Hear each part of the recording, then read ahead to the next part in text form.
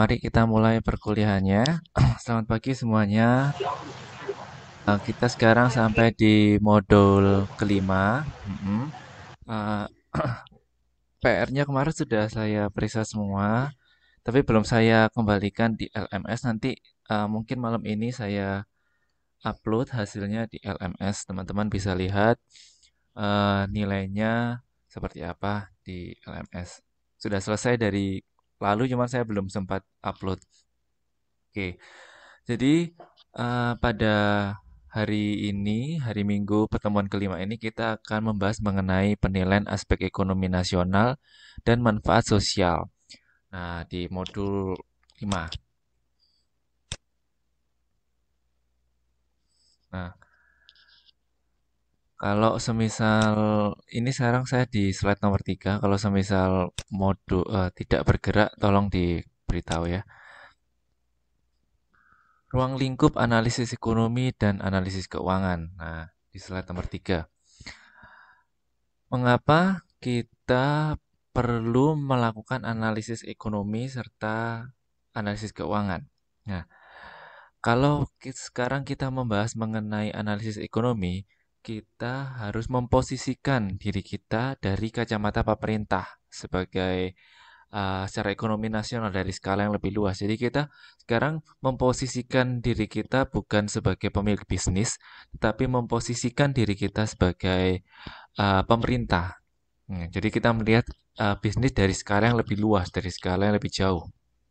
Nah, dengan menganalisis ekonomi, diharapkan analisis proyek bisa menilai apakah suatu proyek ini memang tidak akan membebani perekonomian nasional. Sehingga apabila, seperti yang saya katakan tadi, apabila kita menganggap atau memposisikan diri kita sebagai pemerintah, oh ya, pemegang kendali secara nasional, maka kita harus melihat apakah bisnis-bisnis yang sekarang sedang menjamur atau industri-industri yang sedang berkembang ini tidak akan membebani perekonomian nasional bangsa Indonesia misalnya. Kalau ada di ini, kalau konteksnya Indonesia, Indonesia, kalau negara lain, negara lain. Jadi, apakah bisnis kita ini tidak membebani perekonomian nasional? Nah, apa maksud dari membebani perekonomian nasional? Kenapa kita harus melihat relasi bisnis kita ini dengan em, perekonomian nasional. Ini kan bisnis saya. Ini kan saya yang mengeluarkan modal, saya yang menjalankan bisnis saya. Saya mendapat keuntungan, saya tidak merugikan negara. Nah, tunggu dulu. Ada kalanya bisnis ini dapat menjadi beban, menjadi apa ya, yang membebani perekonomian nasional secara umum. Apabila yang pertama, proyek ini menjual produknya dengan harga yang lebih mahal daripada harga produk di pasaran dunia. Jadi, apabila industri kita ini ternyata yang ada di Indonesia ini lebih mahal daripada produk-produk lain yang ada di negara lain. Contohnya, hmm, apa ya istilahnya, biji kopi misalnya. Biji kopi di Indonesia ini per kilonya atau beras biasanya beras. Beras ini di Indonesia dijual lebih mahal. Nah, sedangkan beras Thailand ini dijual malah harganya lebih murah. Nah, maka akibatnya apa? Orang beralih mengimpor beras dari negara lain daripada menggunakan beras produk dalam negeri. Nah, akibatnya apa? Lebih jauhnya. Akibatnya adalah petani-petani ini akan mengalami kerugian. Nah, kalau petani mengalami kerugian ya banyak yang ya petani kan banyak petani-petani akhirnya mengalami kerugian karena konsumen Indonesia beralih ke produk dari luar negeri. Salah satu contoh seperti itu. Mungkin ada produk lain misalnya garment, ada baju. Oh, di Indonesia ini lebih mahal. Kita impor aja dari negara lain, dari Cina misalnya. Nah, apa akibatnya ya? Produsen lokal mengalami kerugian karena apa? Ya karena tidak ada yang membeli produknya. Seperti itu. Dari sini ada yang ingin ditanyakan? Nah, udah banyak yang bergabung. Gus, slide-nya jalan ya, kelihatan jalan ya. Kalau nggak jalan bilang. Sekarang di slide nomor 3. Kemudian apalagi yang membuat bisnis kita ini masuk dalam kategori membebani perekonomian nasional? Ya, di yang kedua itu dampak externalities atau baik menguntungkan maupun merugikan. Contohnya apa? Contohnya apabila industri ini merupakan industri yang uh, contohnya industri minuman keras misalnya gitu.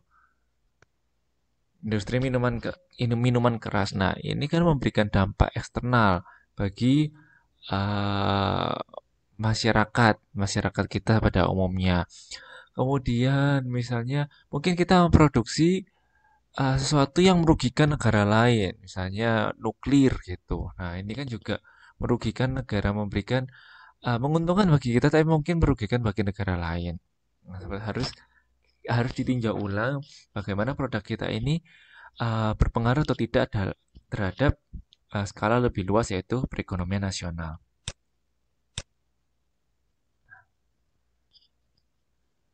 Analisis ekonomi ini sangat penting dilakukan untuk proyek-proyek atau industri berskala besar. Mengapa? Mengapa? Karena biasanya proyek industri yang berskala besar ini merubah sebuah tatanan misalnya merubah supply dan demand, merubah uh, penawaran dan permintaan akan produk-produk tertentu, sehingga dampak yang ditimbulkan pada ekonomi nasional cukup berarti. Nah, jadi karena permintaannya mungkin besar, sehingga dia merubah tatanan permintaan dan penawaran permintaan, persediaan, pengadaan dan permintaan. Misalnya ini contoh yang paling sederhana.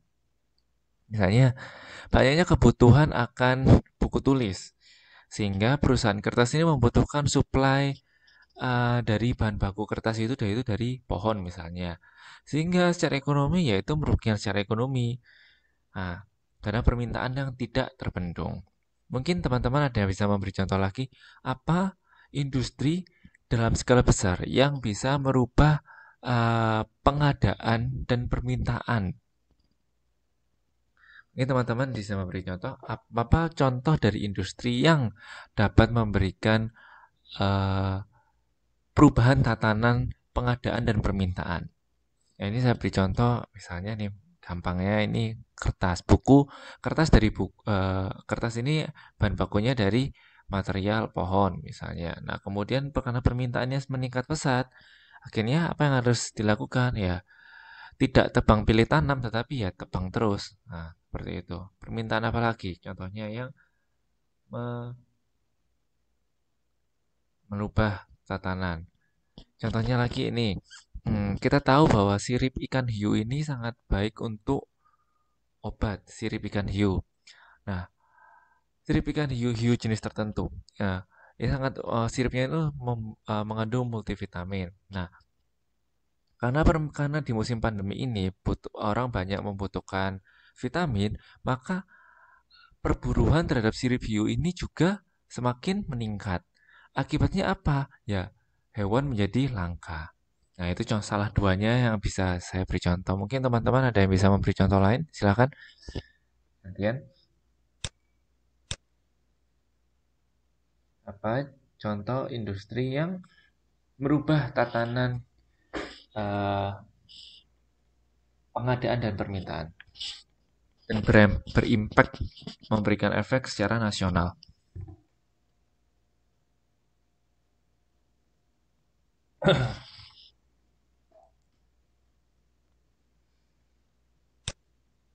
Ya.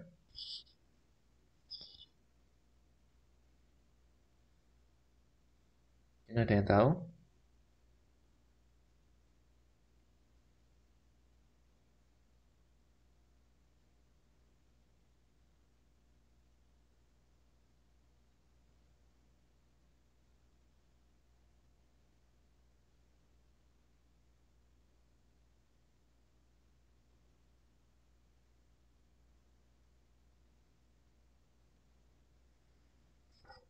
Kalau semisal ini hari raya musim-musim festival, musim-musim festif, contohnya mendekati Hari Raya Idul Fitri. Oh, ini Hari Raya Idul Fitri, kemudian permintaan akan biasanya apa yang terjadi?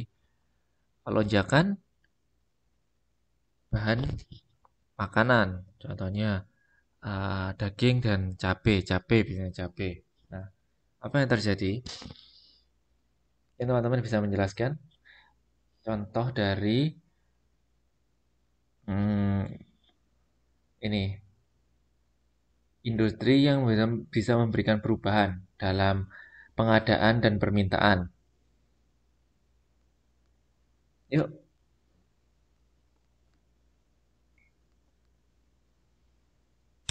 satu orang ada yang bisa memberi Yang membantu. tadi yang tadi Bapak sebutkan itu kan kalau hari raya itu daging, telur kayak kebutuhan itu pada naik gitu ya, Pak.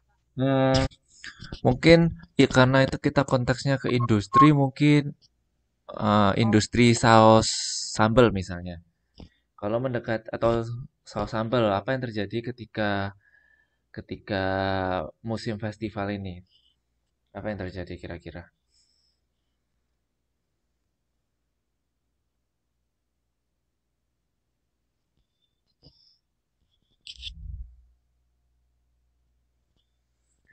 Saus sambal misalnya. Kan sambal ini orang permintaannya meningkat kan? Meningkat ketika misalnya ketika musim hari raya Idul Fitri. Nah, permintaan saus sambal ini meningkat padahal saus sambal membutuhkan cabai. Nah, akhirnya apa yang terjadi? Coba dijelaskan. Atau mungkin bisa memberi contoh lain. Yuk,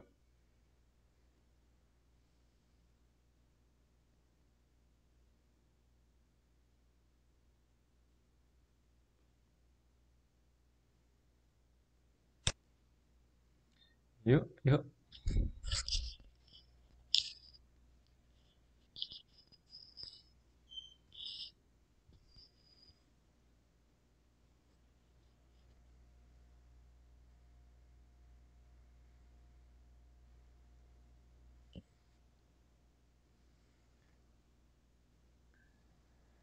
Ya, selain lewati dulu, mungkin ini nanti kalau nggak ada bisa dijadiin ini ya bahan diskusi di LMS. Nanti saya tulis di situ biar semuanya bisa mengemukakan pendapatnya.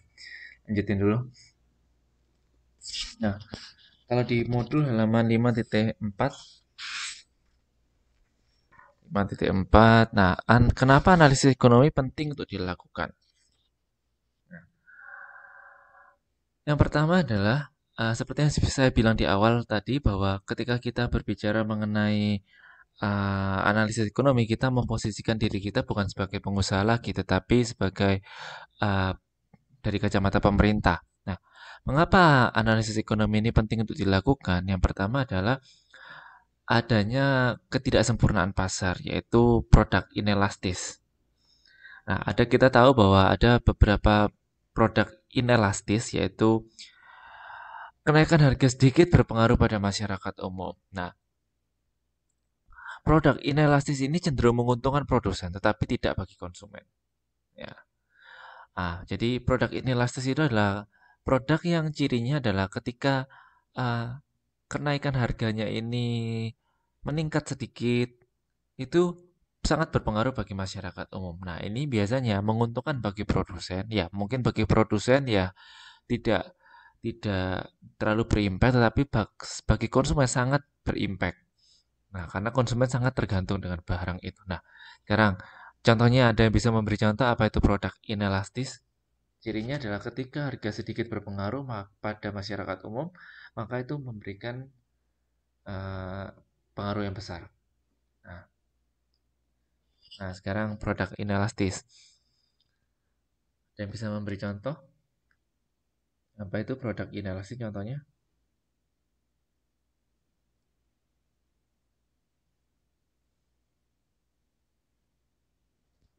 Yuk, hari ini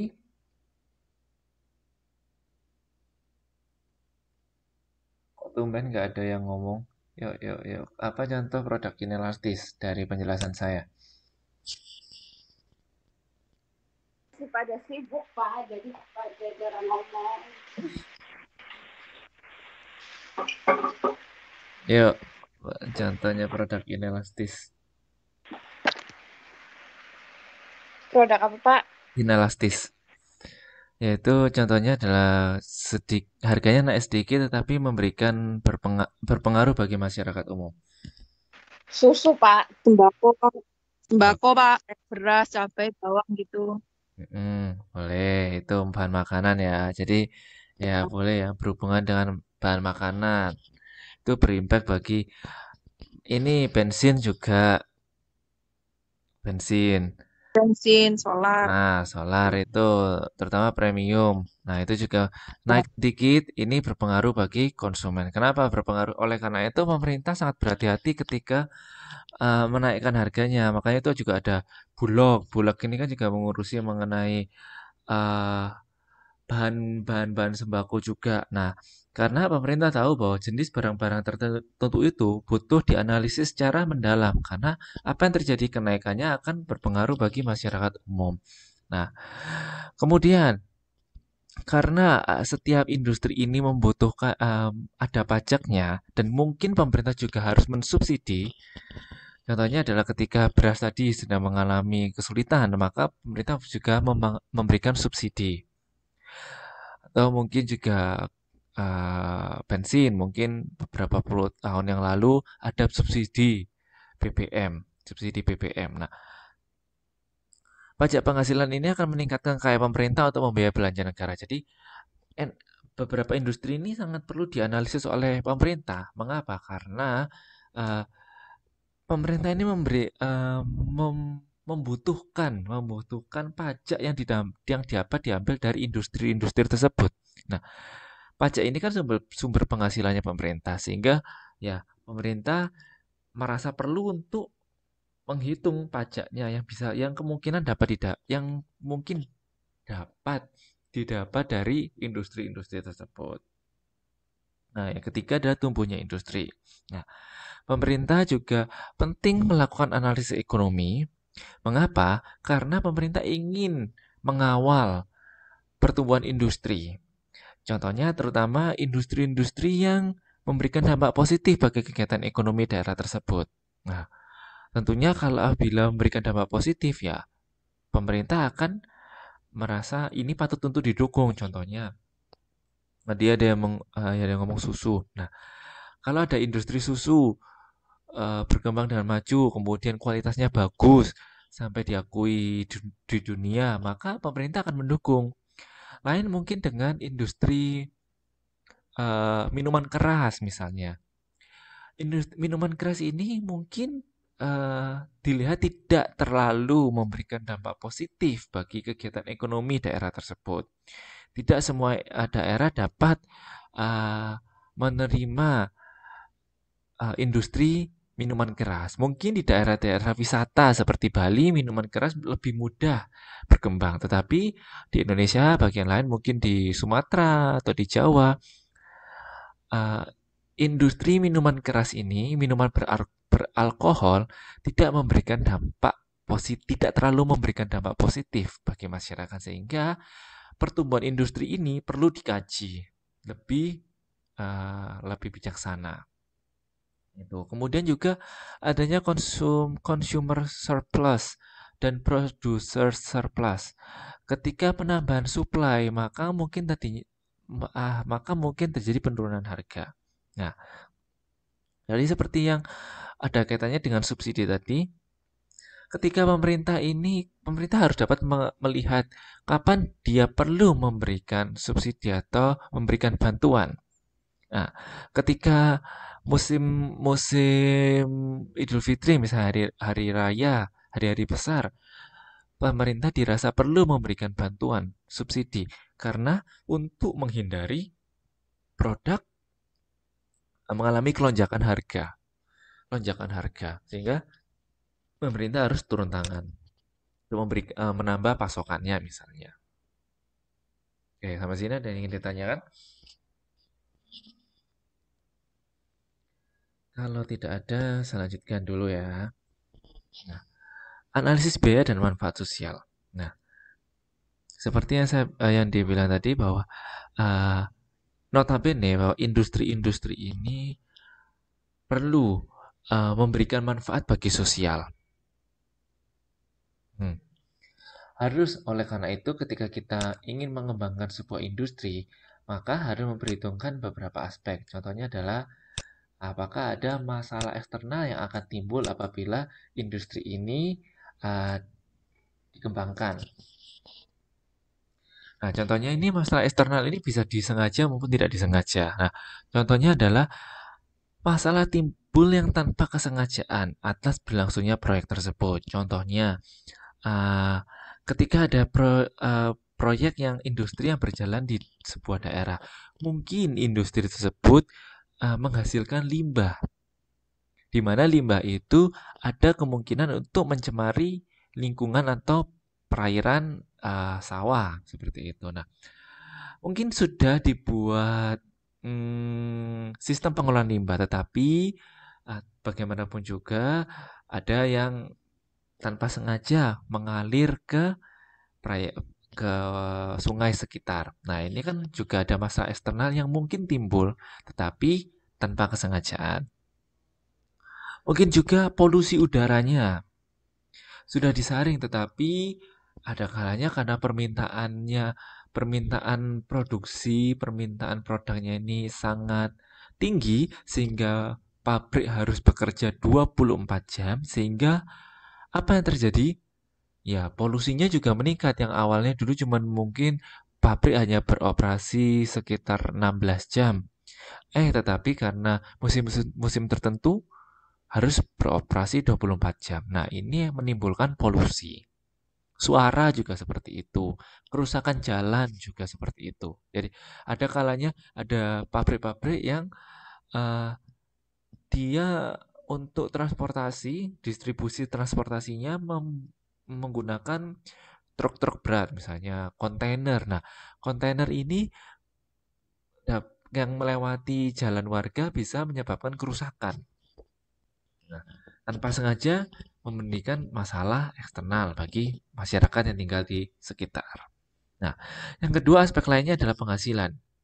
Nah, bagaimana bahwa uh, industri ini juga harus memberikan manfaat sosial dari segi penghasilan. Maksudnya adalah uh, pemerintah ini nantinya harus dapat melihat, oh daerah tertentu misalnya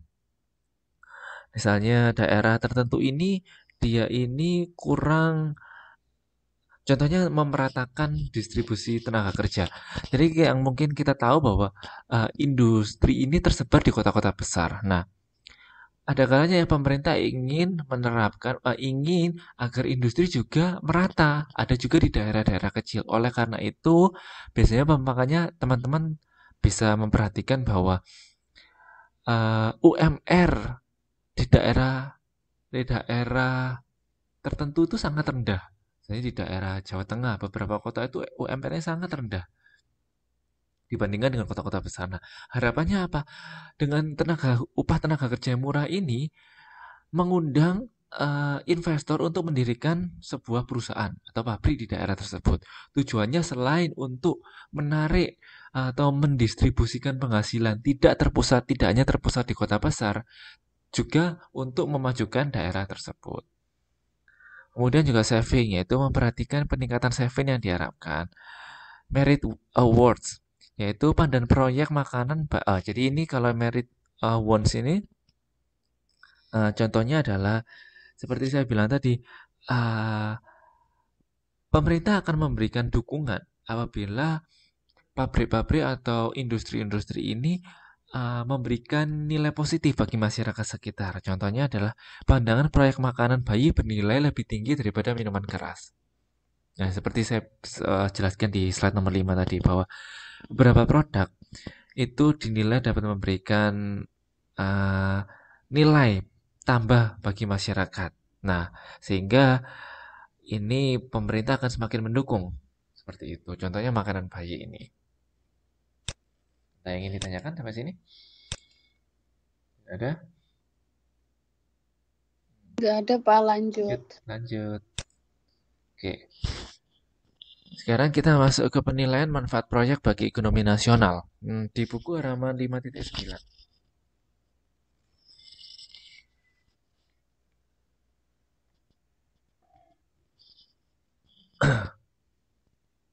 Nah, aspek-aspek yang perlu dianalisis mengenai kemanfaatan proyek terhadap ekonomi nasional. Yang pertama adalah pemerintah merasa perlu melihat kemanfaat ekonomi ditinjau dari rencana pembangunan nasional. Jadi apabila industri ini dapat mendukung pertumbuhan ekonomi pembangunan nasional, maka tentu saja pemerintah dapat um, lebih mendukung industri tersebut. Kemudian juga nilai tambah. Seperti yang saya bilang tadi, apabila perusahaan ini dapat memberikan nilai tambah, maka pemerintah akan semakin mendukung. Contohnya adalah yang tadi industri makanan bayi. Nah, itu kan memberikan nilai tambah daripada industri minuman keras. Nah, pembagian nilai tambah. Nah, ini juga apabila dapat uh, mengundang berbagai macam investor untuk menanam saham di di perusahaan tersebut, maka juga bagus. Nilai investasi per tenaga kerja. Nah, ini juga dapat menyerap banyak tenaga kerja. Dapat meningkatkan profitabilitas ekonomi nasional. Tentu saja proyek ini akan didukung oleh pemerintah. Memberikan pengaruh sosial. Nah, ini contohnya ya banyak yang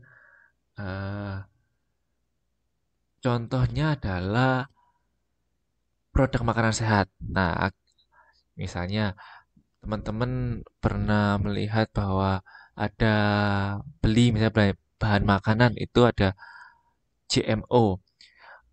Produk ini ada label GMO. Nah, GMO ini adalah di saya lupa, tapi intinya ini adalah produk yang sehat. Jadi produk makanan sehat, bahan bakunya berkualitas dan sehat.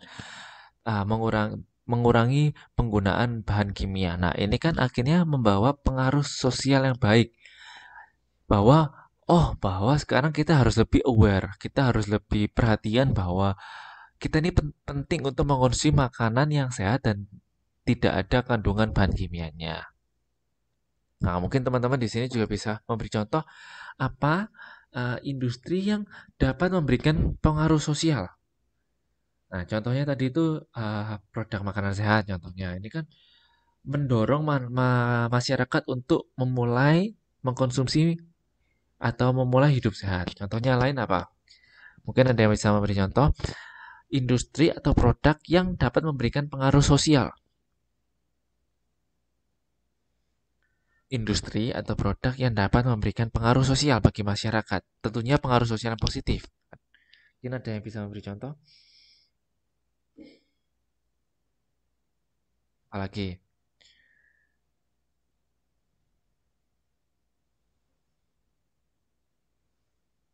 Contohnya ini industri sekarang sudah menggunakan label SNI Standar Nasional Indonesia. Nah, yang itu kan kalau industri yang itu yang daur ulang itu loh, barang bekas. Oh ya, disukai orang. benar. Nah, ini benar Mbak Herbianti bahwa produk recycle. Nah, bahkan teman-teman pernah tahu bahwa produk iPhone itu juga ada refurbish-nya atau produk iPhone itu juga ada produk recycle-nya. Nah, ini juga memberi pengaruh sosial bagi masyarakat. Jadi, produk recycle ini adalah produk-produk yang bukan makanan ya. Kalau makanan jelas tidak mungkin recycle, tapi biasanya produk. Yang saya tahu tuh handphone. Jadi, kalau teman-teman membuka website resmi dari iPhone, nah itu tuh ada keterangan ada produk ini adalah produk refurbish Di atau Taiwan kan bisa Pak, contohnya katanya iPhone kita bisa ditukar dengan iPhone ya. baru. Nah, itu juga. Nah, jadi memang betul-betul itu juga refurbish. Harganya lebih murah, tidak separuh enggak, cuma lebih murah. Kayak 10%. Nah, menurut saya kampanye-kampanye ini sangat penting dilakukan. Mengapa? Karena ya pertama pengaruh sosialnya adalah untuk kelestarian alam. Nah, environment healthy. Jadi tidak terlalu banyak mengolah limbah. Elektronik kan susah. Mungkin kalau yang ada di Taiwan mungkin menyambung dari Mbak Erpianti ini eh menggunakan sedotan sedotan apa besi ya, sedotan besi ya, dan menggunakan ini kresek daur ulang atau dan membeli membawa kresek sendiri. Nah, saya tahu 2 tahun lalu atau 3 tahun lalu ya, saya pernah berkunjung ke Bali. Nah, di Bali ini pemerintahnya tegas bahwa eh, harus membawa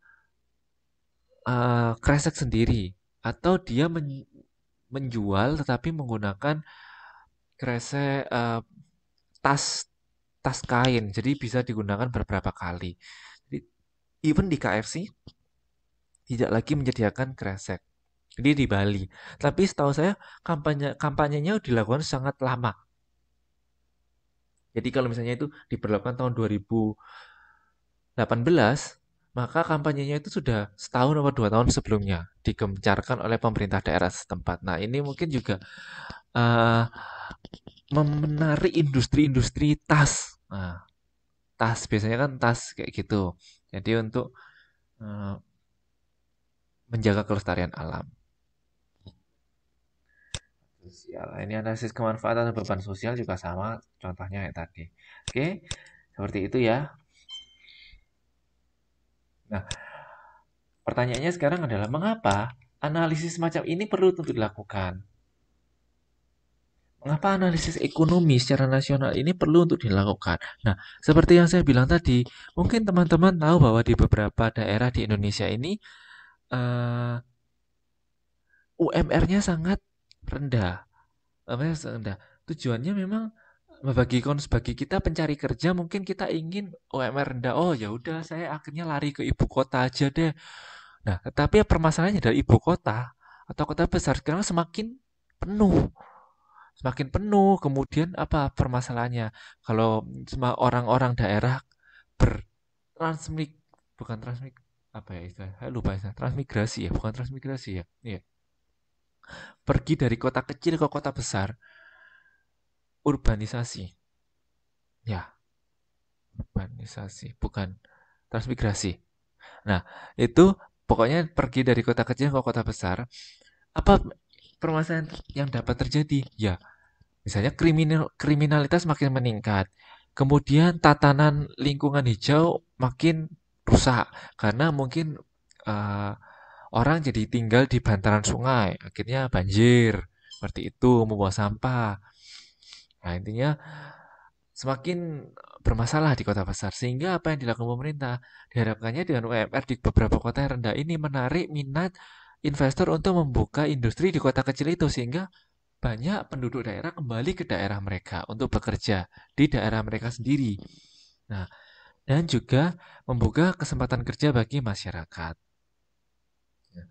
Kemudian, mungkin dari secara ekonomi, pemerintah dapat membantu menyalurkan penggunaan modal bahan baku dan tenaga kerja lokal. Jadi daripada menggunakan tenaga kerja asing atau daripada mengimpor bahan dari luar negeri, alangkah baiknya menggunakan produk dalam negeri. Kita juga tidak kalah. Oleh karena itu dulu saya pernah di bangku kuliah, dosen saya mengatakan bahwa pada zaman awal kemerdekaan, Bapak Presiden pertama, Pak Bung Karno menyatakan bahwa Indonesia ini harus berdiri kaki sendiri.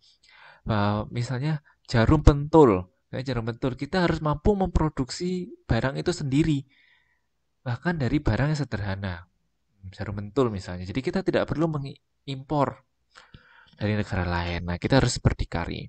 Nah, kemudian mungkin juga kita dianalisis secara ekonomi karena pemerintah perlu untuk melihat devisa mana. Kalau misal perlu impor, maka pemerintah mungkin juga dapat mendapatkan keuntungan dengan mendapatkan devisa. Memenuhi pertumbuhan industri lain, kemudian memenuhi kebutuhan masyarakat terutama berpenghasilan rendah. Nah, ini juga penting bahwa tugas pemerintah juga untuk mengentaskan masyarakat-masyarakat yang masih berpenghasilan rendah, contohnya di daerah-daerah tertentu. Oleh karena itu, beberapa tahun terakhir di Indonesia kita tahu bahwa pembangunan jalan ini sangat gencar, ya mulai di Papua, Trans Papua ini tujuannya apa? Karena pemerintah tahu bahwa sekarang sudah mulai banyak industri yang ada di Papua berkembang, maka dibutuhkan sebuah jalur transportasi. Nah, ini pemerintah melihat bahwa oh, ada potensi di Papua, sehingga pemerintah membantu untuk membukakan Trans Papua. Nah, apabila banyak industri, maka dengan alat misalnya tadi Trans Papua tadi ya, jalannya udah terkoneksi antara satu daerah dengan daerah lain, sangat mudah terjangkau. Akhirnya banyak industri yang terbangun, industri yang didirikan, sehingga keuntungannya juga kembali lagi ke pemerintah dari pajak, dari tol juga pemerintah juga uangnya kan masuk ke pemerintah seperti itu. Masing-masing pertanyaan ini kita bahas satu persatu di slide berikutnya. Yang pertama, kalau punya buku di halaman 5.10, nilai tambah. Nah, secara matematis, nilai tambah dihasilkan oleh suatu proyek. Ya, dihitung dengan membandingkan nilai tambah suatu proyek dengan proyek lain sejenis sehingga diketahui proyek mana yang menghasilkan nilai tambah. Nah, intinya adalah apabila kita ini sebagai pemerintah, kita berada di kacamata nasional, bagaimana kita melihat nilai tambah suatu proyek ya? Oh, perusahaan ini lebih memberikan nilai tambah dari produk yang lain. Nah, caranya adalah dengan membandingkan. Membandingkan bukan dengan produk yang berbeda, tetapi membandingkan dengan produk yang sejenis. Nah, secara matematis ada caranya. Kita lihat di slide nomor 10. Nah, teman-teman terlihat ya. Nah, situ ada sebuah tabel proyeksi laba dan rugi. Nah, dari proyeksi laba dan rugi ini, pemerintah akhirnya bisa melihat apakah industri ini memberikan nilai tambah atau tidak. Nah, kita lihat di situ satu-satu. Nah, yang dilakukan pemerintah adalah meminta laporan pertanggungjawaban proyeksi laba dan rugi dari sebuah perusahaan. Nah, proyeksi laba dan rugi ini mencakup beberapa aspek. Yang pertama adalah penjualan, penerimaan penjualan. Jadi, perusahaan diminta untuk mencantumkan income atau pemasukan dari penjualannya. Nah, contohnya di situ ditulis dalam ribuan 378.000. Dalam persen 100% karena ini adalah income dari perusahaan tersebut.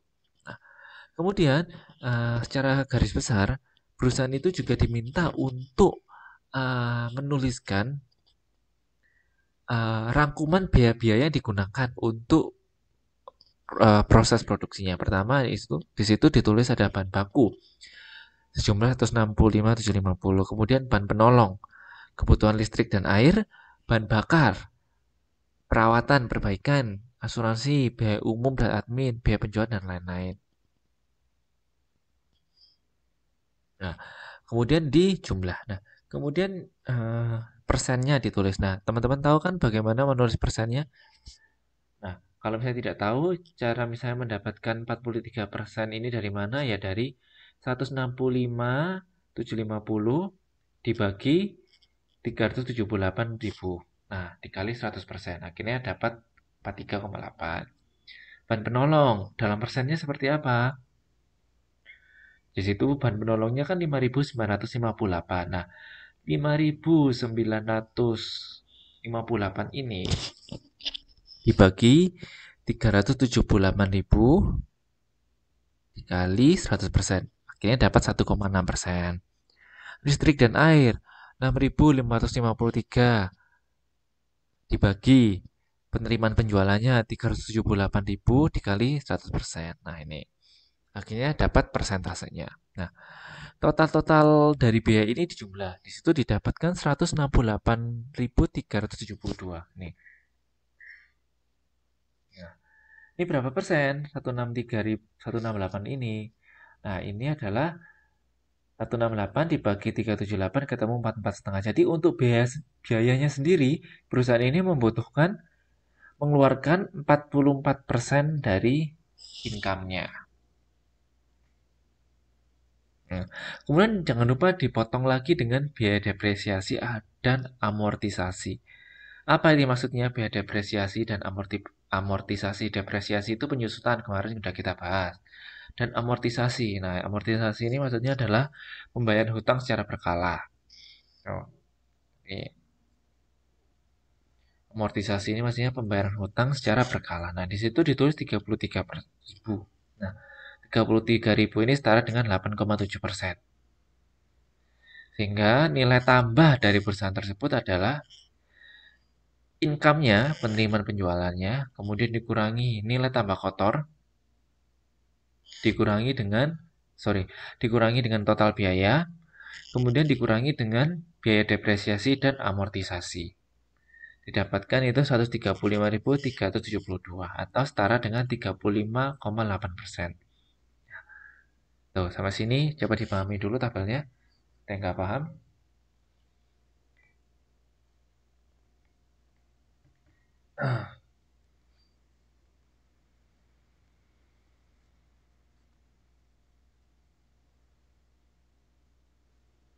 Nah, itu ya. Jadi dalam perusahaannya tahu ya caranya. Semuanya diperkan penyebutnya dibagi dengan 378 ini sebagai penerimaan penjualannya.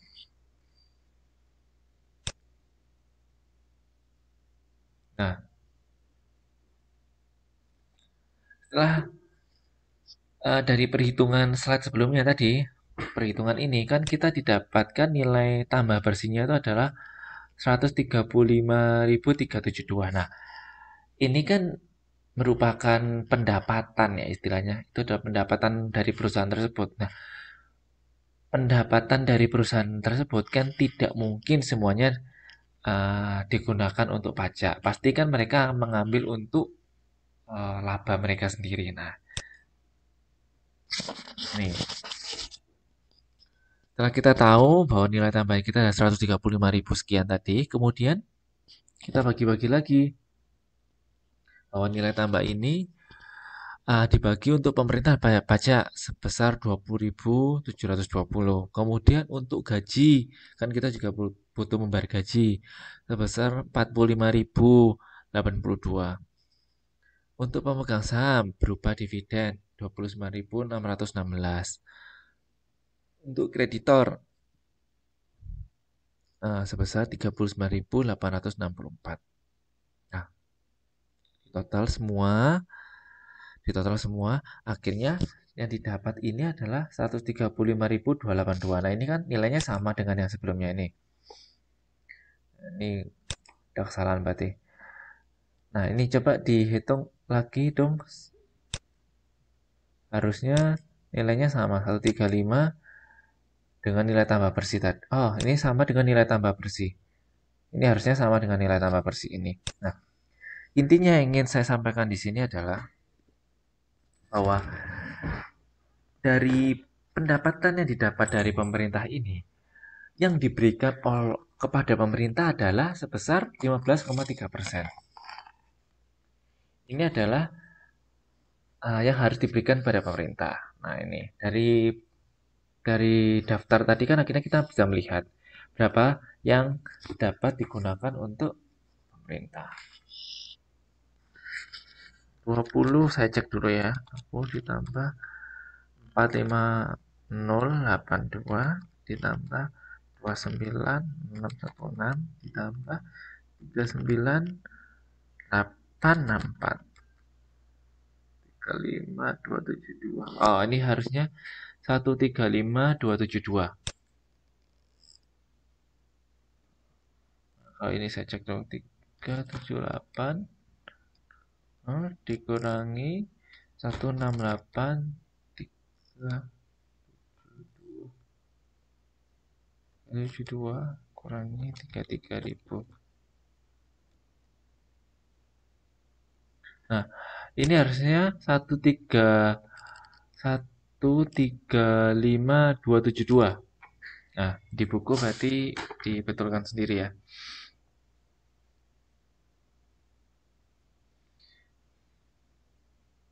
Kalau teman-teman lihat di buku itu coba dicek lagi hitungannya. Harusnya 135.272. 20720 ditambah 45082 ditambah 29616 ditambah 39864. Ya, 135.272.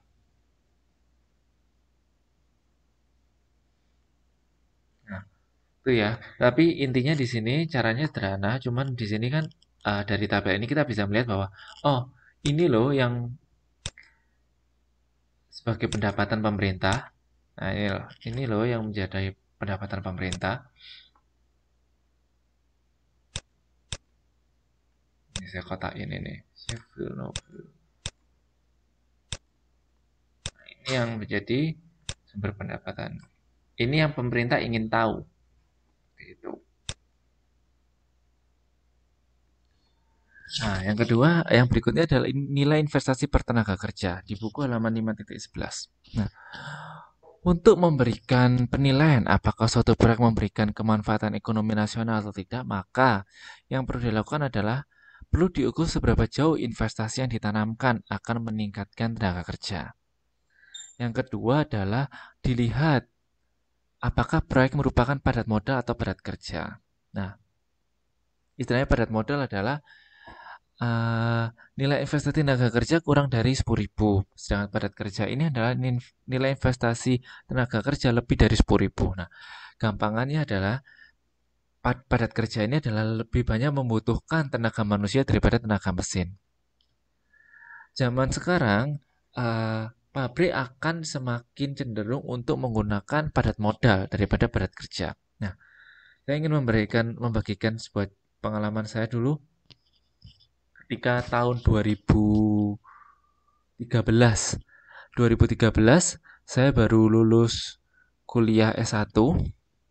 Saya baru lulus kuliah S1 di Brawijaya, dari Brawijaya Malang. Kemudian saya pada waktu saya udah kerja, kemudian saya ingin mencari pekerjaan lain. Nah, pada tahun 2012 dan 2013 itu di daerah sekitar Malang, Surabaya itu ada satu perusahaan baru. Perusahaan baru yang baru aja dibangun di daerah tersebut. Mungkin teman-teman tahu ada PT Indolacto. PT Indolacto ini dia memproduksi susu kental manis Indomilk. Susu kental manis Indomilk. Ya, Indomilk. Nah, ada yang tahu mungkin susu Indomilk. Nah, pada tahun 2013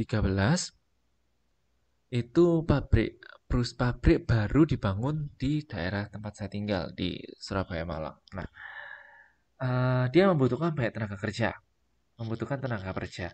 Nah, uniknya dia membutuhkan banyak tenaga kerja, tetapi bukan kayak D1, D2, D3 atau SMK, tetapi S1. Nah, kebanyakan yang dibutuhkan adalah S1.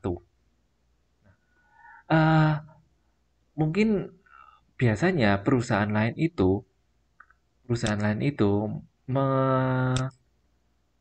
merekrut lulusan sarjana untuk di bagian manajemen, misalnya untuk supervisor, untuk karyawan, untuk bagian administratif. Tetapi PT Indolacto ini merekrut karyawan S1 untuk bagian operator mesin. Jadi operator mesin. Jadi yang menjalankan mesin itu bukan anak D3 atau SMK, anak D1, D2 atau SMK, tapi dia minta anak S1. Nah, pada waktu itu saya juga melamar untuk operator timbang bahan baku. Jadi tugas saya itu saya akhirnya tidak jadi melamar situ. Saya lupa, tidak jadi atau tidak terima, saya lupa. Nah, jadi tugasnya job desk-nya itu adalah untuk menimbang bahan. menimbang bahan baku. Nah, dia membutuhkan anak lulusan S1.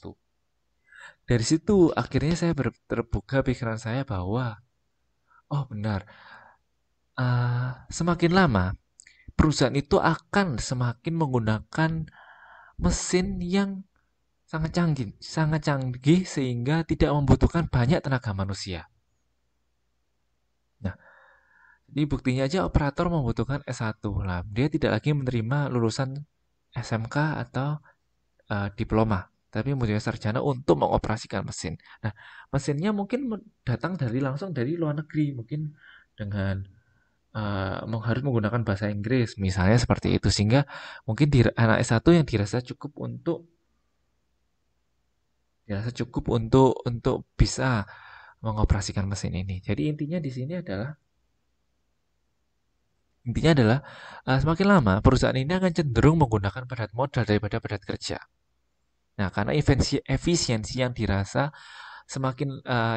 lebih bagus daripada tenaga kerja. Nah, kalau tenaga kerja kan mungkin teman-teman tahu sedikit-dikit minta kenaikan gaji buruh atau dikit-dikit absen kerjanya karena sakit atau apa. Sedangkan mesin kan ya lebih stabil gitu. Itu ya. Yang kedua adalah profitabilitas ekonomi nasional dari di halaman 5.12. Kalau slide-nya nggak gerak lagi, tolong diberitahu.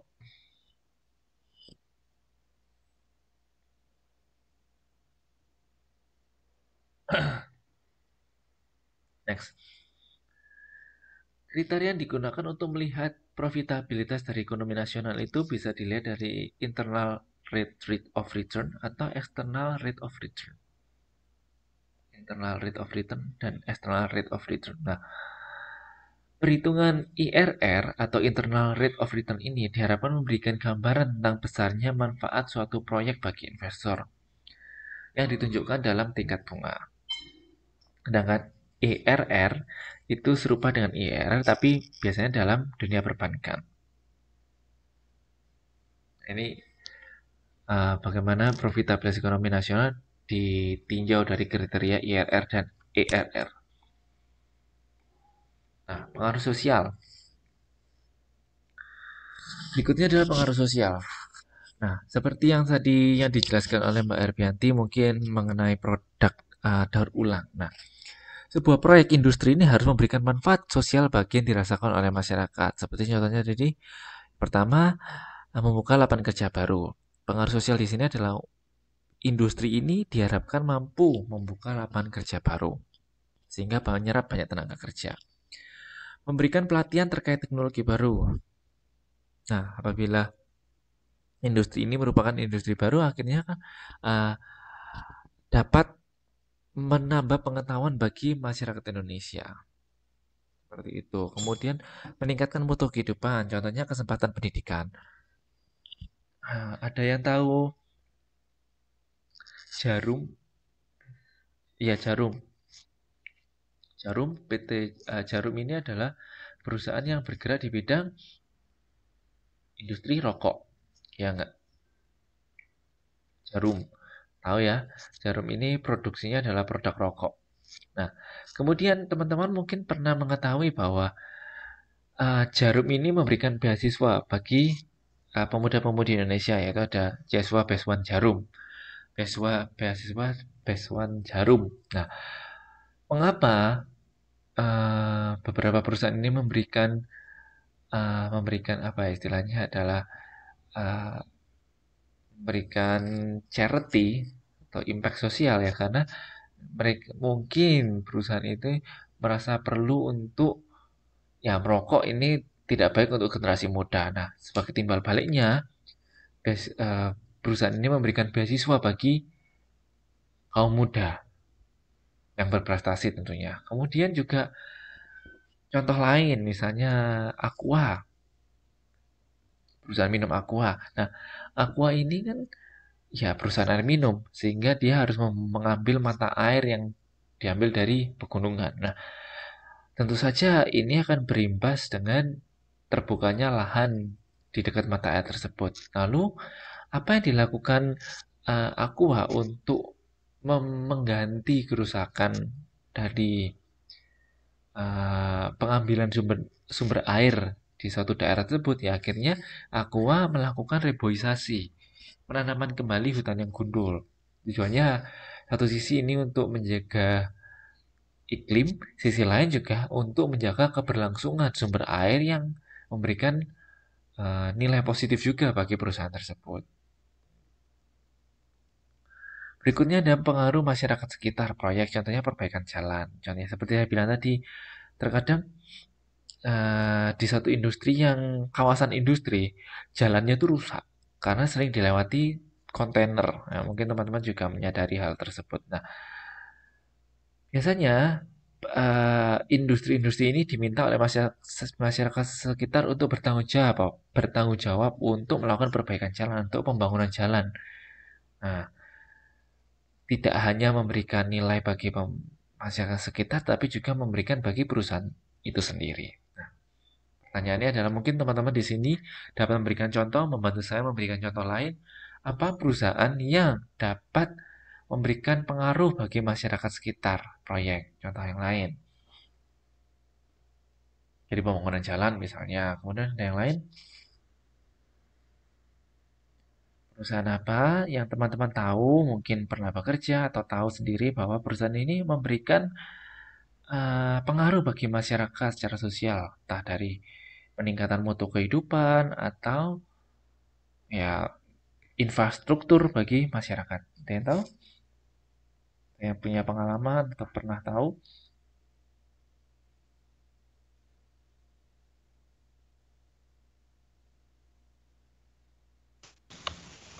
Pemberian kompensasi untuk polusi, Pak. Pemberian? Kurang jelas pemberian. Polusi debu, Pak.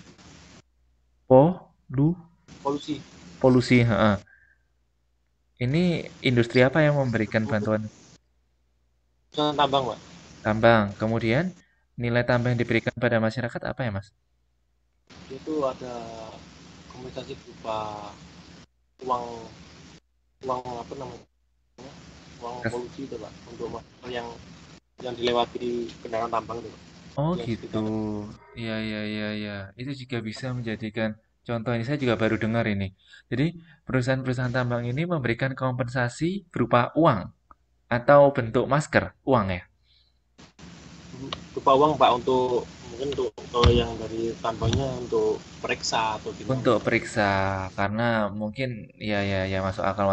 Nah, ini salah satu contoh bahwa perusahaan juga harus memberikan pengaruh sosial bagi masyarakat. Contoh lainnya mungkin Ada lain, lagi, Pak. mm-mm. Itu kayak PT Hmm? Pindad itu di Pindad Kelurahan ini, Mawang itu mm-mm. PT Pindad peluru. Peluru Nah, terus senjata, peluru dan senjata. ya, terus di sampingnya sekarang udah ada RSU nih, Pak.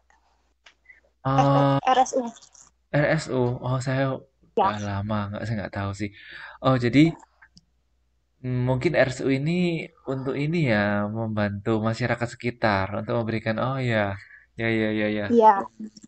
Mungkin kalau yang di Malang juga dulu ada pembangunan taman kayak di daerah Malabar, dekat hutan kota Malabar itu ada pembangunan taman kota. Nah, taman kota ini disponsori eh, perusahaan, ya ada perusahaan Beiersdorf. Beiersdorf ini Nivea untuk membangun sebuah taman kota.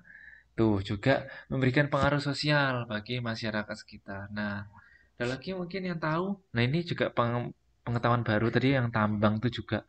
Pindah tuh juga saya juga baru tahu kalau sekarang udah punya RSU di sampingnya. Ya, ada lagi. Tahu nggak perusahaan juga ini PTP itu Pak, kelapa sawit kan kalau perkebunan Sinarmas. Nusantara. Oh ya, apa yang Itu mereka dilakukan? selalu punya rumah sakit dan kalau contohnya itu karyawan dan anggota keluarga karyawan itu kalau nggak gratis pengobatannya lebih katanya 50% gitu. Oh gitu. Ya itu juga membangun rumah sakit atau instalasi kesehatan bagi masyarakat Iya. karyawan. Oke, good. Kemudian bagi bank itu juga beberapa saya tahu BCA itu juga memberikan beasiswa.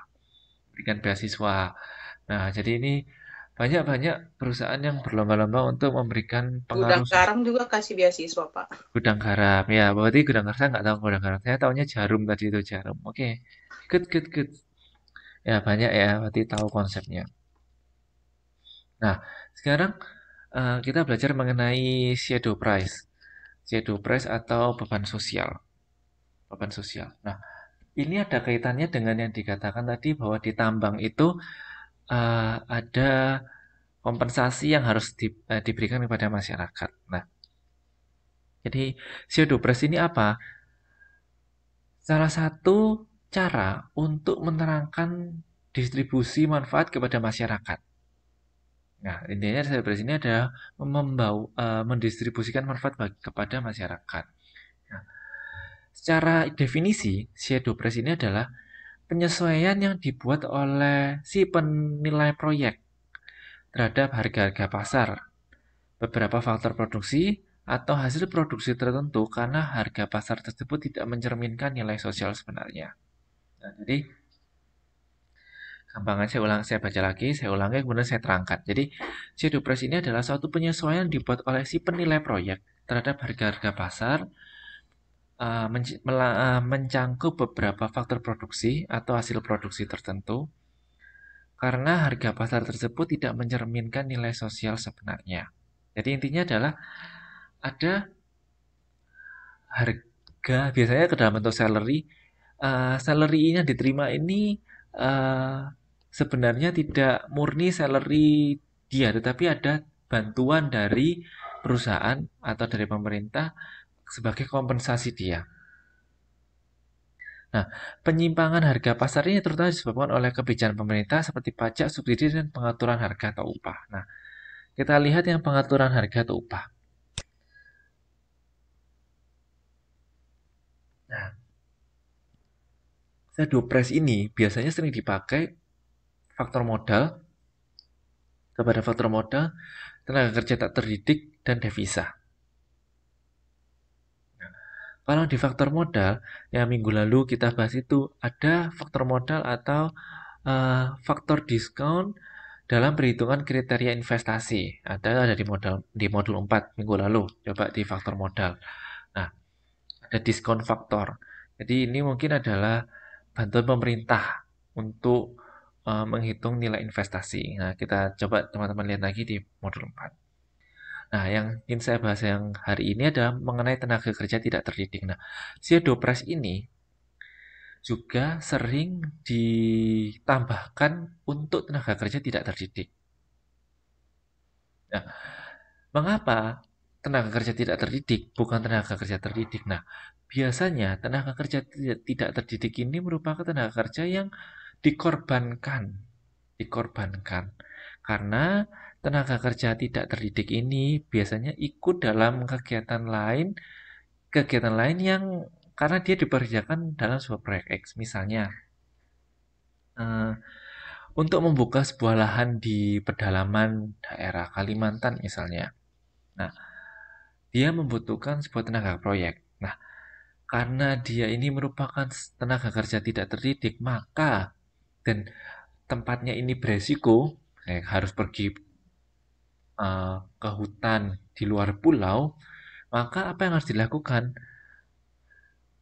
Proyek melalui saran dari pemerintah, pemilik proyek ini harus memberikan sebuah tambahan kompensasi. Kompensasi. Oh, karena dia direlocate, dia bekerja di tempat lain yang jauh dari tempat tinggal dari pekerja tersebut. Maka pemerintah harus memberikan kompensasi. Oleh karena itu, shadow price ini umumnya juga ditemukan di tenaga kerja tidak diaplikasikan kepada tenaga kerja tidak terdidik. Nah, kemudian juga dalam faktor devisa, yaitu nilai tukar. Contohnya harga $1 dalam rupiah. Nilai tukar sering menyimpang dari social opportunity. Kadang ketika kita karena apa ya? Kalau kita berniaga dengan negara lain, ada faktor yaitu nilai tukar, di mana nilai tukar ini sangat fluktuatif. Nah, Kadang harganya bisa tinggi, kadang bisa anjlok seperti yang di Taiwan ini. Harganya ada satu momen nilai tukarnya tinggi, ada satu momen nilai tukarnya rendah. Nah, shadow price juga biasanya diaplikasikan ke dalam nilai tukar mata uang. Nah, ini saya beri contoh shadow price, tenaga kerja tidak terdidik. Nah, ini saya tidak meminta teman-teman untuk menghitung, tetapi ingin mengajak teman-teman untuk melihat apa sih itu shadow price secara garis besar. Nah, contohnya di sini ada sebuah proyek pembangunan jalan, di mana proyek pembangunan jalan ini mempekerjakan tenaga kerja tidak terdidik dari golongan mantan buruh tani yang produk marginalnya waktu bekerja di pedesaan diperkirakan sebesar 1.000 per hari. Jadi ketika dia menjadi buruh tani, itu gajinya itu 1.000 per hari. Nah, tapi sekarang dia dipekerjakan sebagai tenaga tidak terdidik untuk membuka jalan, proyek pembangunan jalan. Upah yang akan dibayarkan kepada buruh proyek pembangunan jalan ini sebesar 2.500. Nah, lebih tinggi daripada upah ketika dia menjadi buruh tani. Nah, kenapa lebih tinggi? Ya, karena 2.500 ini itu merupakan gabungan dari beberapa nilai mata uang. Yang pertama adalah dia ada nilai konsumsi. Di gaji dia 2.500 dari nilai konsumsi dan pajak.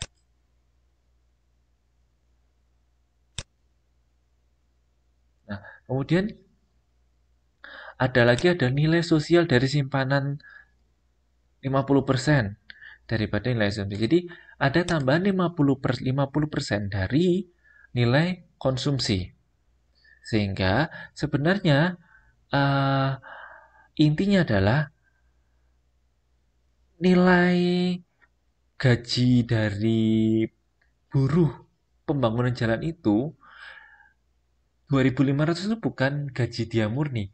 Gaji dia murni itu hanya 1.625. Tetapi karena ada tambahan biaya-biaya kompensasi lainnya, misalnya nilai sosial, nah kemudian ada nilai produk marginal lain, sehingga akhirnya tercapai nilai 2.500. Nah,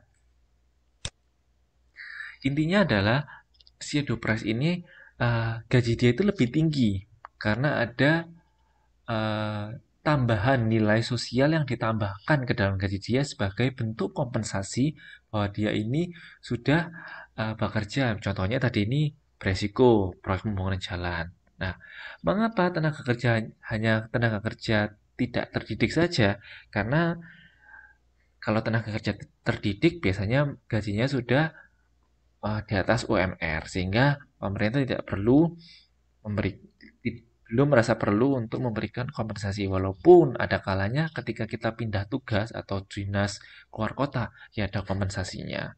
Tapi pemerintah mewajibkan bahwa tenaga kerja tidak terdidik ini memiliki shadow price dalam salary-nya, dalam upahnya. Seperti itu. Nah, sampai sini ada yang ditanyakan?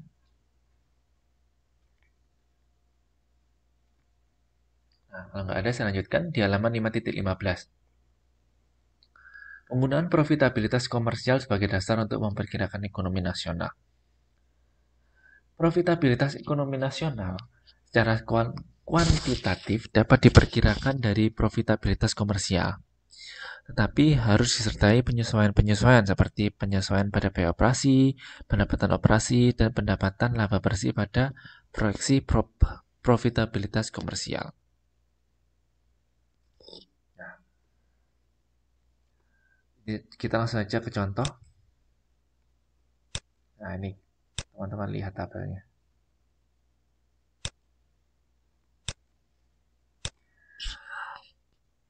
Tadi di kalimatnya dijelaskan bahwa profitabilitas ekonomi profitabilitas ekonomi nasional secara kuantitatif dapat diperkirakan dari profitabilitas komersial. Nah, pendapatan negara atau profitabilitas secara ekonomi nasional ini, secara skala lebih luas ini dapat dilihat dari profitabilitas komersial individu dari industri tersebut. Nah, ini. Jadi intinya ruas kiri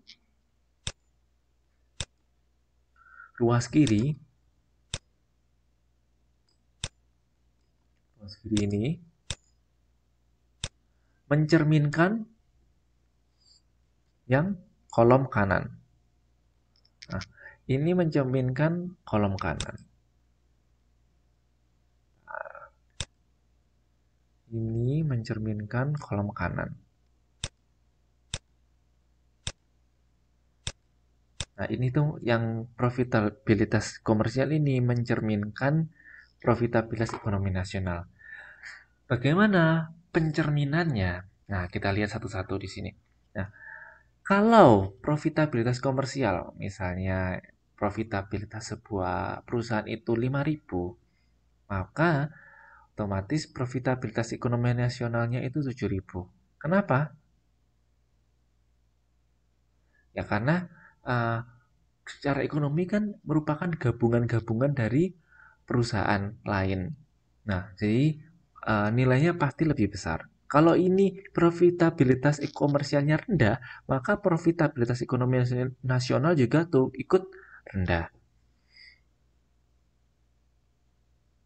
Nah, kemudian kalau pendapatan biaya operasional bahan baku ini di profitabilitas komersial ini 1.500, maka kemungkinan profitabilitas ekonomi nasionalnya lebih tinggi. Mengapa? Karena pemerintah mungkin harus mensubsidi atau nilai tukar terlalu rendah sehingga pemerintah merasa harus mensubsidi. Nah, jadi dia profitabilitasnya lebih tinggi. Nah, kemudian tenaga kerja, pajak, kita yang penting ini di sini lihat pajak ini.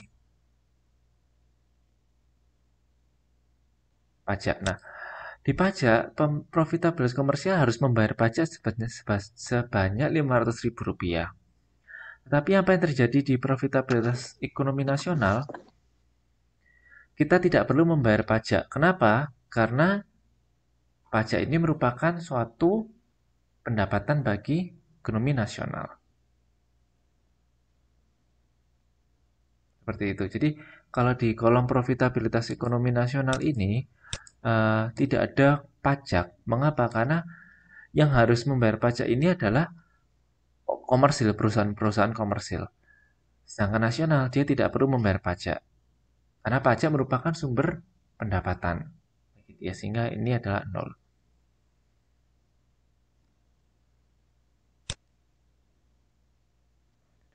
Nah,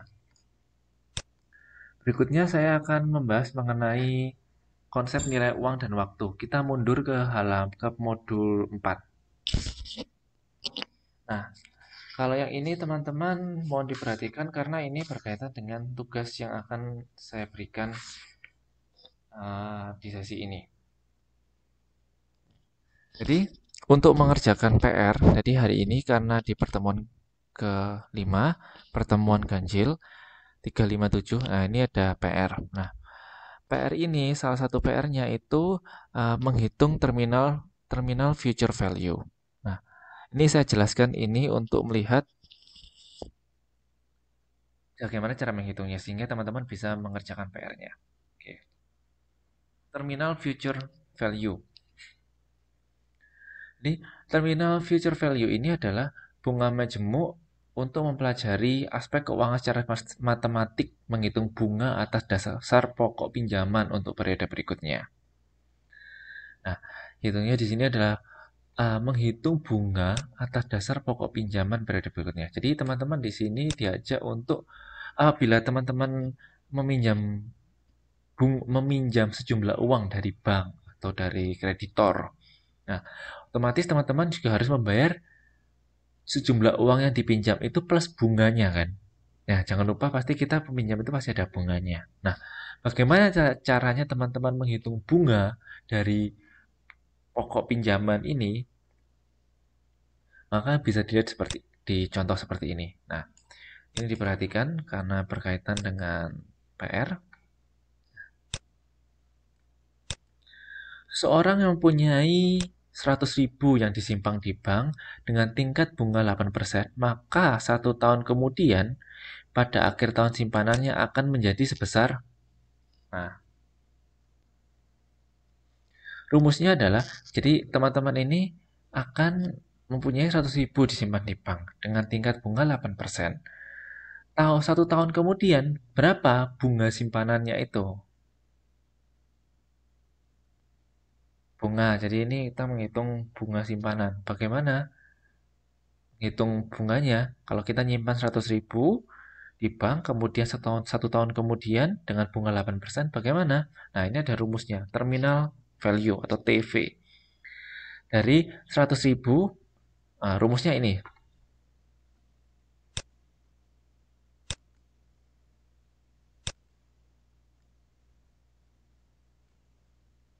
Rumusnya adalah TV sama dengan X0 dalam kurung 1 tambah R pangkat M kali N. Nah, XU ini adalah jumlah simpanan awalnya. Berarti kalau dari contoh ini si seseorang menabung 100.000, berarti XU-nya berapa? XU-nya berapa? 100.000, Pak. 100.000. 100.000. Kemudian dikali 1 ditambah R. R ini apa? R ini adalah besarnya tingkat bunga. Nah, berarti kalau di situ ada keterangan bunga uangnya disimpan di bank dengan tingkat 8%. Berarti R-nya berapa? 0,8. 0,8 atau 0,08. 0,08. Bukan 0,8 ya, tetapi 0,08. Mengapa kok 0,08? Persentase. Persen itu kan 1/100 ya. Berarti 8/100. Dibentuk pecahan desimal jadi 0,08. Oke. Kurung tutup dipangkatkan M kali N. Nah, M kali N ini akhir simpanan. Berarti M kali N-nya berapa di sini? Akhir tahun simpanan.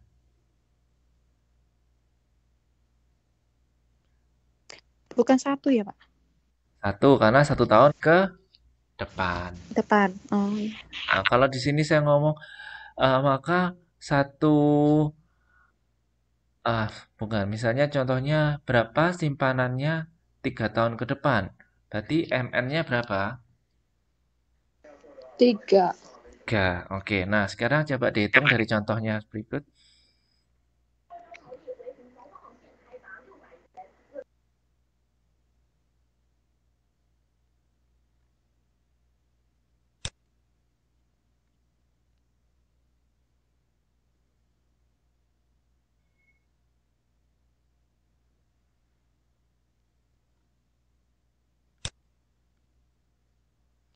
Coba TV-nya berarti berapa? Future value-nya berapa?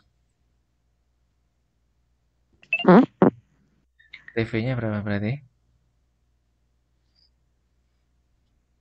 8.000. 108? 1.000. Ya, 108.000. Jadi itu ya.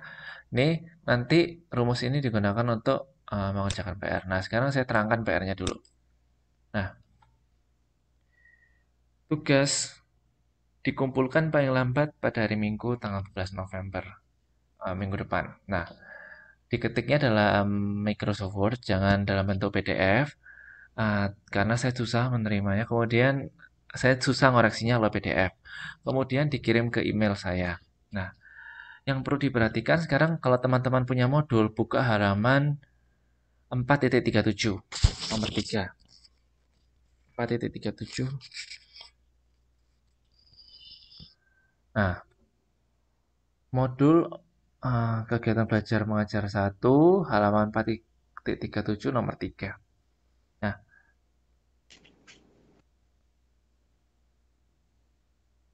ini pelajaran yang kemarin ya. Suatu perusahaan mempertimbangkan untuk mengganti salah satu mesinnya yang memiliki nilai buku 500.000 tanpa nilai sisa. Nah, di buku itu 5 juta. Nah, itu diganti menjadi 500.000. Jadi semua sekarang tolong diganti soalnya.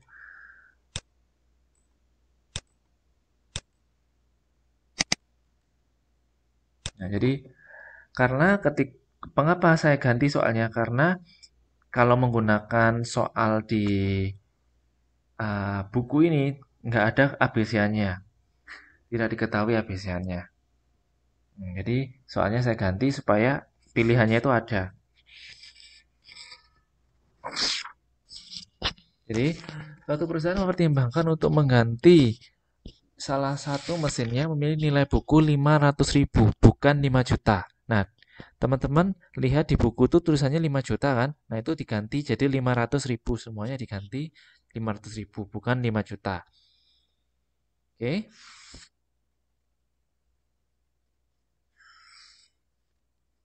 Nah, kemudian tanpa nilai sisa yang masih memiliki nilai sisa 5 tahun. Yang masih memiliki usia ekonomis 5 tahun. Memiliki usia ekonomis 5 tahun. Nah, dengan mesin baru berteknologi canggih senilai 2.500.000, bukan 25 juta tapi ganti jadi 2.500.000. Tanpa nilai sisa yang dapat dipakai selama 5 tahun, dengan mesin baru tersebut diharapkan ada penghematan sebesar 9 juta. Nah, ini sama. Tarif pajak sebesar 25%. Maka besarnya aliran kas masuk bersih investasi tersebut adalah, ini pelajaran minggu lalu.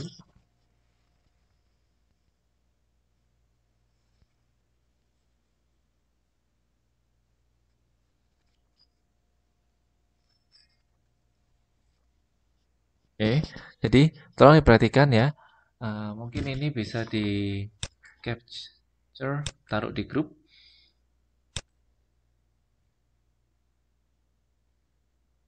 Nah, saya capture dulu. Jadi ada soalnya itu pakai soal ini, jangan pakai soalnya di buku. Kalau memakai soal yang di buku, nanti jawabannya nggak ketemu. Di pilihan gananya nggak ketemu.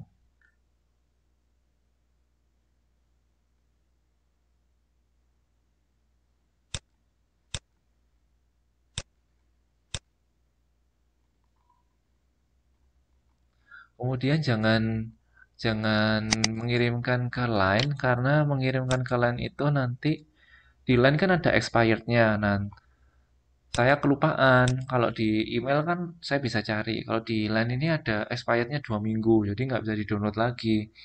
Tuh. Ada waktu 15 menit. Saya lanjutkan kemudian soal berikutnya ada modul 4 kegiatan belajar 45201. Ini nggak ada perubahan soal.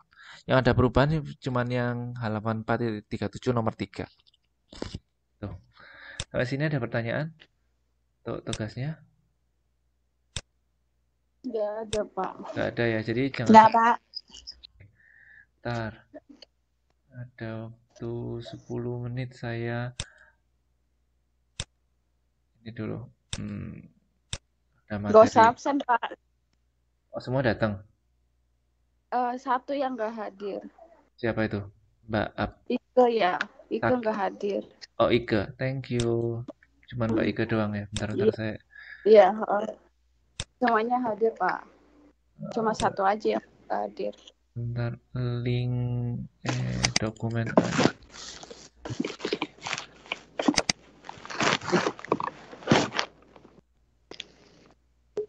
Bentar.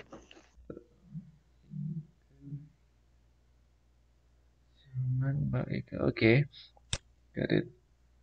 Now, aku mau ada modul 4 kegiatan belajar mengajar 3 itu belum saya terangkan sekarang. Bentar. Ada waktu dokumen ajar.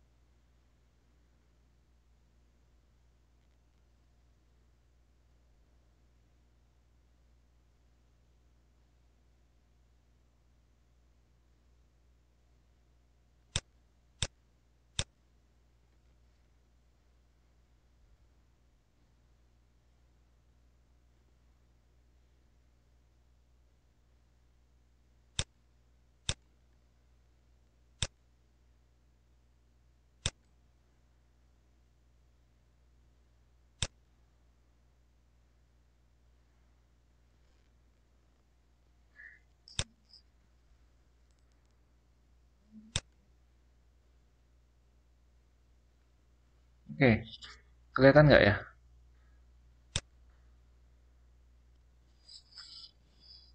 Nggak kelihatan, Udah, Pak. Pak, udah muncul. Udah muncul. Udah, Udah, Pak, udah. baru Oh, muncul. udah. Oke, good. Nah, ada waktu 15 menit, 10 menit. Nah, saya terangin, nanti saya dimarahin Bubble nanti kalau kelar cepet. Nah, ini yang terminal feature value, ini untuk ngerjain yang kemarin. Kemudian,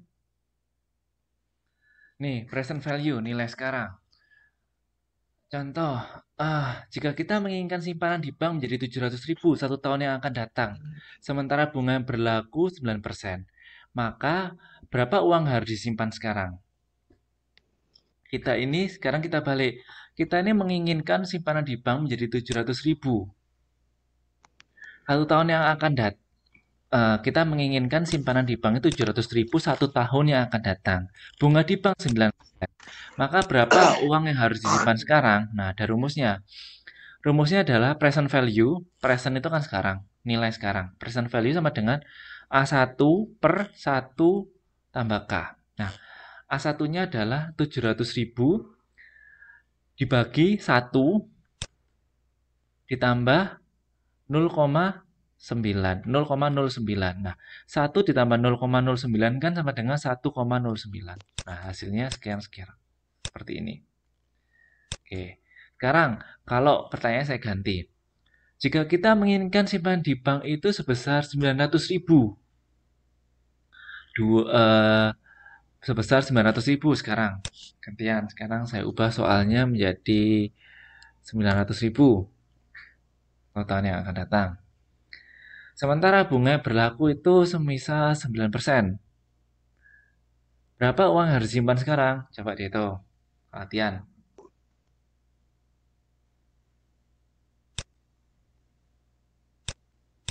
Pertanyaannya saya ganti sekarang. 825688, Pak. 625. Caranya 825688 berarti 900 900,09 Dibagi 1,09. dibagi 1,09. Oke. Jadi berapa yang harus ditabung? Sebesar 825,688. 25,688. Oke, good. Next. Gampang ya present value. Nah, sekarang kalau pertanyaan diganti, bukan 1 tahun ke depan, tetapi 2 tahun. 2 tahun ke depan. Bentar ya, saya ganti. Oke. Bagaimana apabila 1 tahun yang akan datang lagi, jadi 2 tahun yang akan datang, dengan tingkat bunganya sekarang 8%. Caranya bagaimana? Tadi kan kita nabung, kita inginkan 700.000 yang ingin kita dapat. Kemudian dibagi 1 tambah nilai bunganya berapa? 0,08 dipangkatkan 2. Mengapa dipangkatkan 2? Karena 2 tahun. 2 tahun yang 2 akan tahun. datang. Oke. Nah, sekarang pakai angka 900 lagi. Misalnya ingin mendapatkan 900.000, kemudian tingkat bunganya 0,08, 2 tahun lagi. Berapa nilai harus ditabung? 900.000 Bagi 757 Pak, 757. oke, tambah 1,08 ya. Iya, Dipangkatkan 2. ketemunya 771.604. Oke, tadi jumlah yang harus ditabungkan sebesar itu. Nah,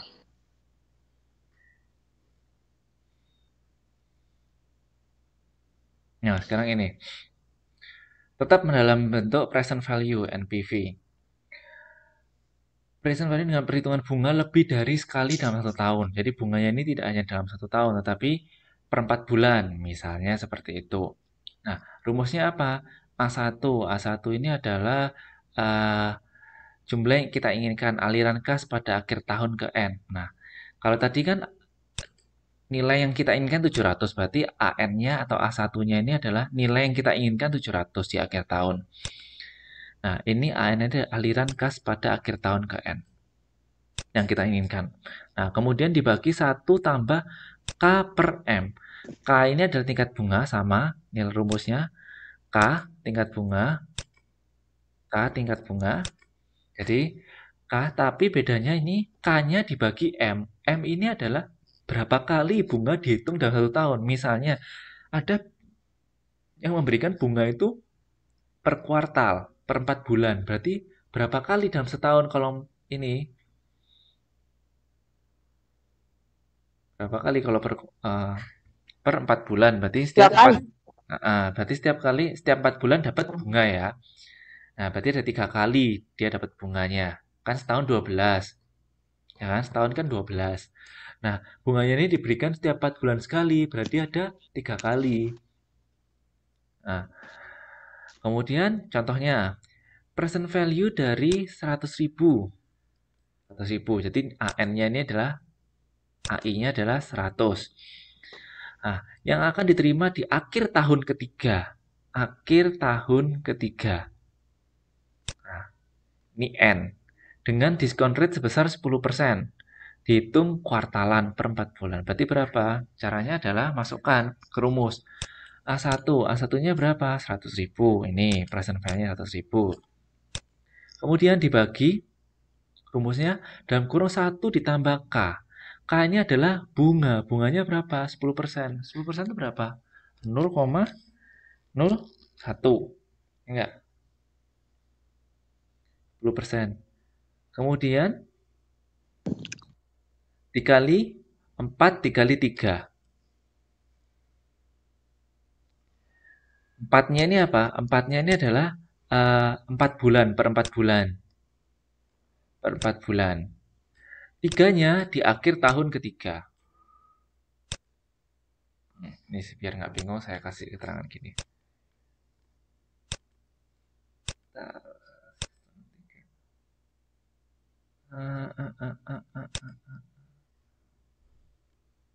Ratus ribu ini masuk ke N1.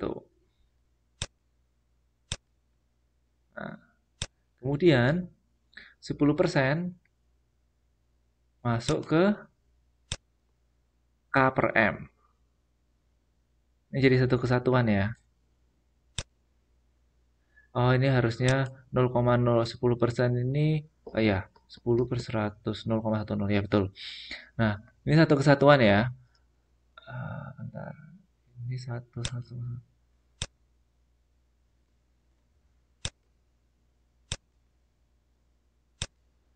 K per M ini langsung diisi 0,1.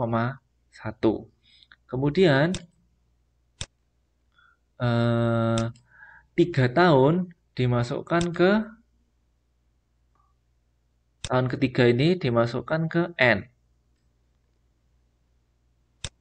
Sedangkan dihitung kuartalan per 4 bulan. Nah, 4 bulan ini masukkan ke M. Nah, sini paham ya?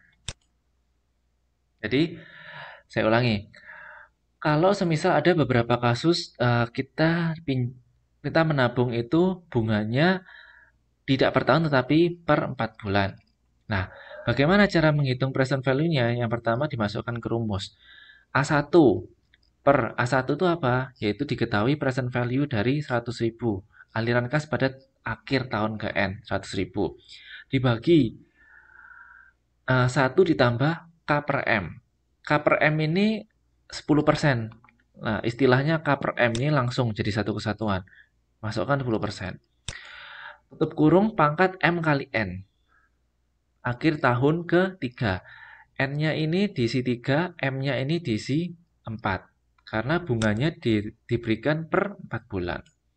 Yang diketahui segini. Nah, sekarang coba teman-teman hitung bagaimana kalau present value dari 100.000 yang akan diterima tahun ke-5 contohnya. Karena tahun ke-5. Tahun ke-5, ini diganti ke-5. Bagaimana berarti?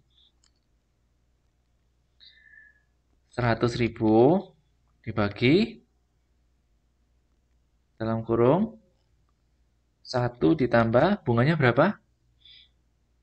Bunganya berapa? 0,10. Dipangkatkan kalau akhir bunganya diberikan per kuartalan ya, per 4 bulan. Jadi bunganya berapa? 4 kali 5. dikali akan diterima tahun ke-5 contohnya. Dikali berapa?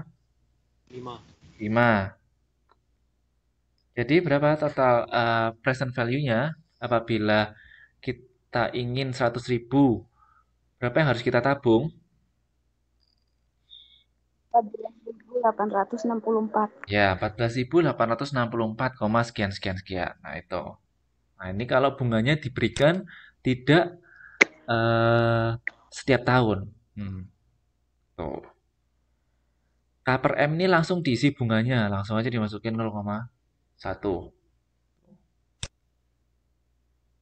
Nah, IRR. IRR tadi sempat kita singgung ya di slide nomor di modul nomor 5. Nah,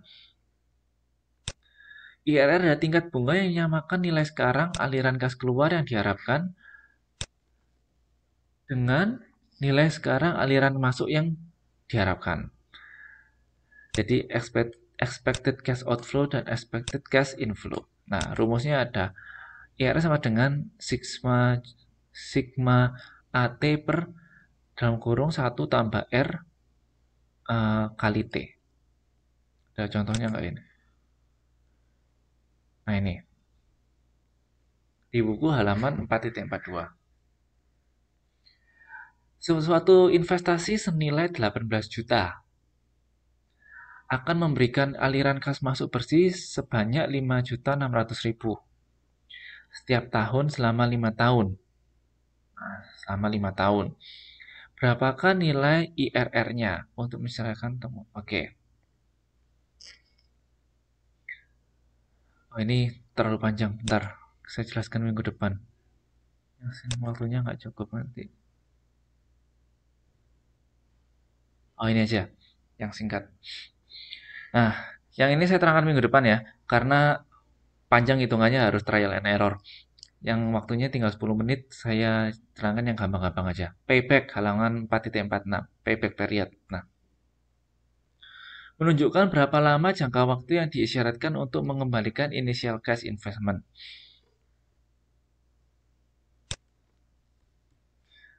Initial cash. Ya, contoh investasi penggantian mesin lama dan mesin baru, maka payback periodnya adalah, jadi ini payback period ini mungkin teman-teman pernah sering mendengar payback Udah periodnya. belajar, Pak, udah belajar semester kemarin ini.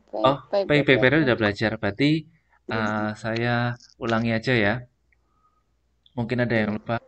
Jadi payback period ini mungkin berapa waktu yang dibutuhkan agar kita balik modal.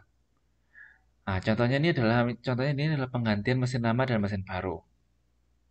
Investasi awal adalah 18 juta. Jadi kita menginvestasikan untuk membeli mesin baru itu adalah 18 juta rupiah. Kemudian aliran kita masuk atau pendapatan kita itu adalah 5.700.000 rupiah.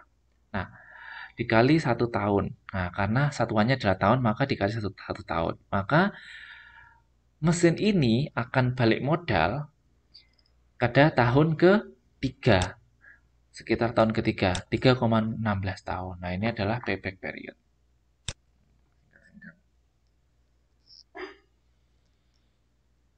Analisis event break even point sudah, saya sudah sempat bahas ya break even point ini ya. Udah. Oke. Nanti kalau ada waktu saya lanjutkan lagi yang modul nomor 4 ini. Kemarin enggak. Yang penting modul nomor 4 ini yang ini ya, terminal feature value ini untuk mengerjakan PR. Oke. Sampai sini ada pertanyaan? Berarti yang nggak datang cuma Mbak Ike ya? Ike Septiana. Iya Pak, cuma satu orang aja yang Good. nggak datang lagi. Oke, terima kasih. Jadi pertemuan ini sampai sini. Jangan lupa PR-nya dikirim ke email saya. Jangan ke Line. LMS masih boleh. Karena LMS saya bisa download. Kalau di Line ini saya harus, karena takutnya lupa terus udah expired, nggak bisa di-download lagi. Iya Pak. Nah, kemudian apalagi? Yaitu, jadi terima kasih atas kedatangannya. Selamat belajar pelajaran berikutnya. Mohon maaf kalau ada salah-salah kata. Sampai jumpa minggu depan. Bye-bye. Bye-bye semuanya. Terima kasih. Pak. Yuk, Pak. Bye-bye. bye.